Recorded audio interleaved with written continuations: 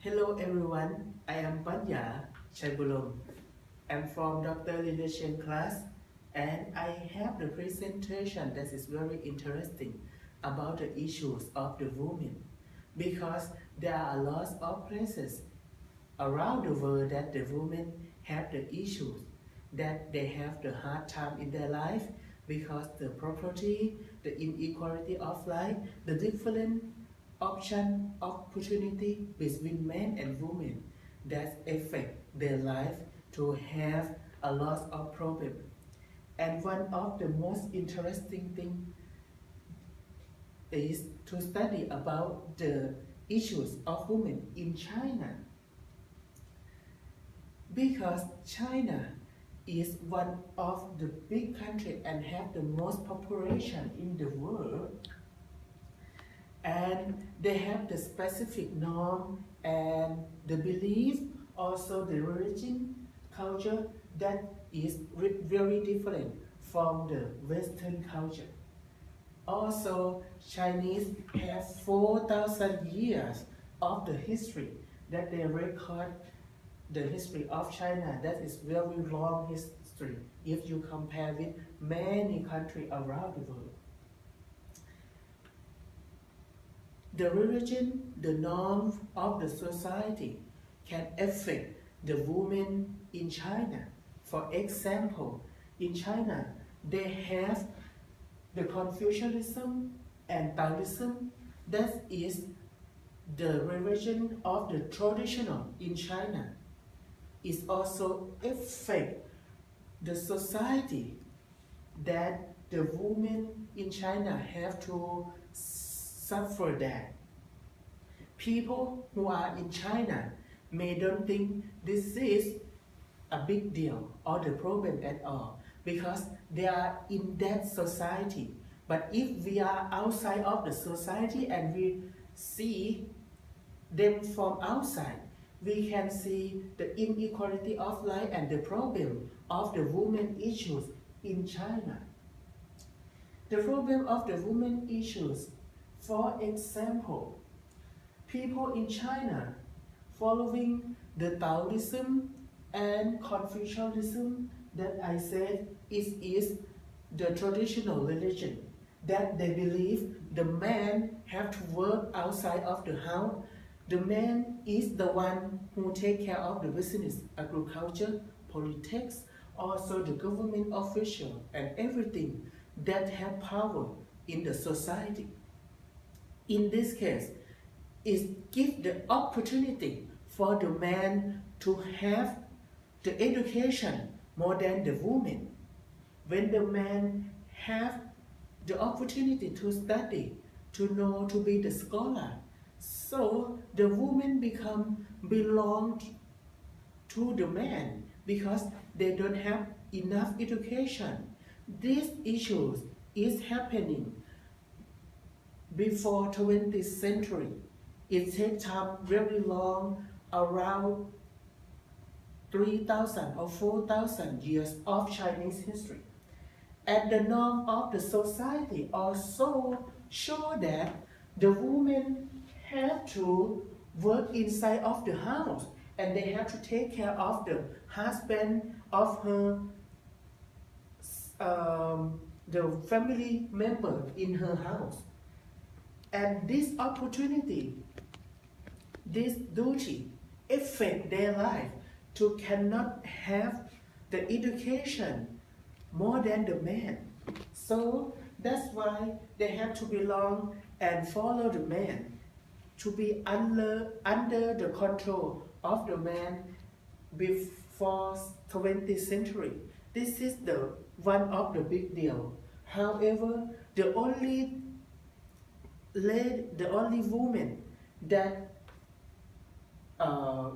according by the Chinese history that they have the power, the most power in the history is the Bu Chek Tian or Bu He Tian, that they believe is one of the most powerful women in China. She became the king, but she had to suffer a lot of problem more than normal king when she have to control Chinese society.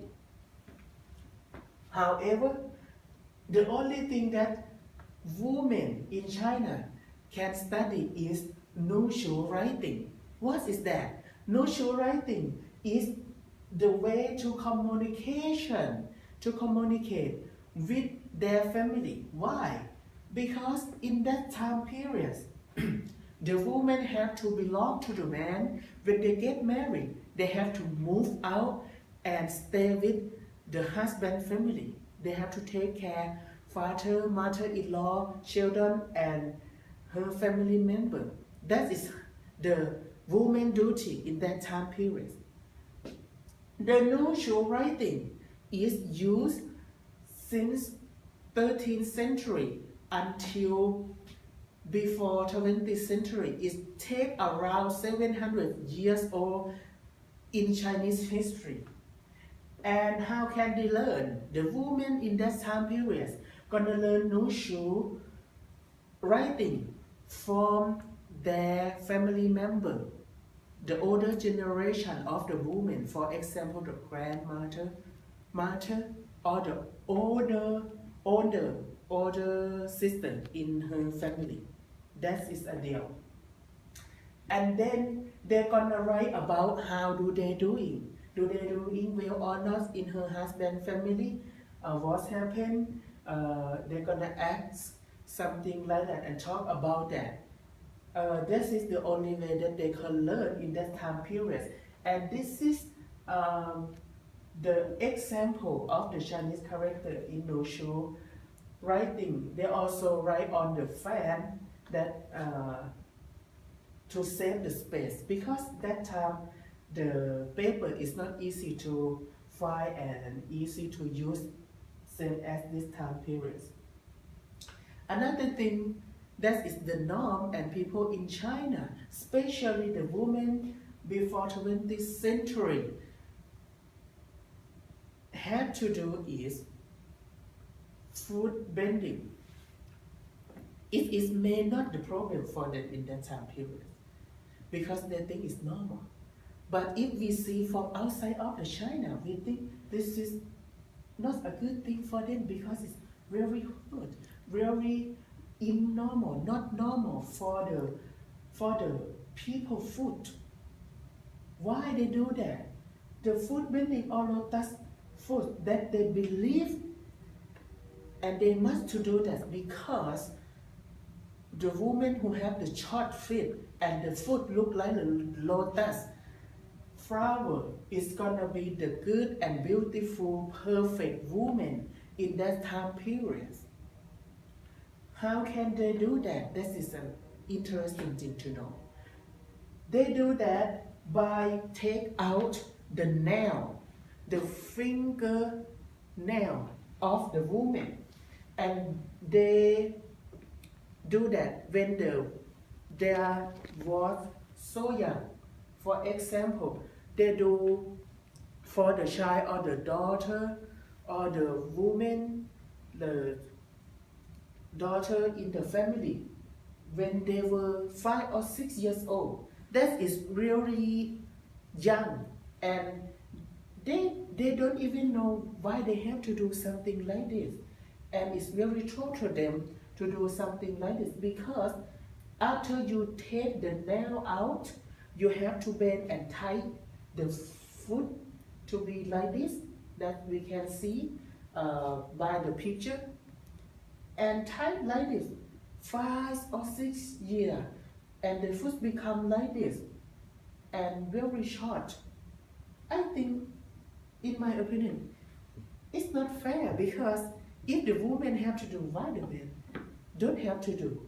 This is one of the problems in inequality of life for the women in Chinese society that happened since 10th century until before 20th century of Chinese history. It takes longer than 900 years. That is very long time. And they have the standard to tell how the value of the short feet or lotus feet. The standard is if the woman have 3 inches long of the feet, that means the golden feet, the best feet of the woman in China. And they believe that who have this feet gonna get married with a very good man. For example, Chinese government official or the businessmen who are very wealthy. The 4 inches of feet they call silver feet, and the 5 inches of the fish they call iron fish. That is the standard that they call, and they believe that they must do it because it will affect the quality of the woman life in that time period. The next one of the issues in China is the first son and one child policy. Chinese society is very serious to have the first son in the family because the first son means lucky, means golden dragon. He gonna bring everything good to the family. For example, they're gonna try to have the son as the first person in the family of the children. And then the son gonna have the second most powerful in the family, belong to his father. If his father passed away, the son gonna take every opportunity and responsibility from his father, and he gonna be the one who control the family. This is very important person for the family of China. And why it affect the woman's life? Because if they don't have the first son, especially for this time period, or some family that they cannot take care a lot of children, they're gonna kill the daughter because they need only son to be the first person, the first child in their family. And the daughter, the baby, don't have anything wrong, but they have to die because their family don't need them because they are the women. This is the big problem.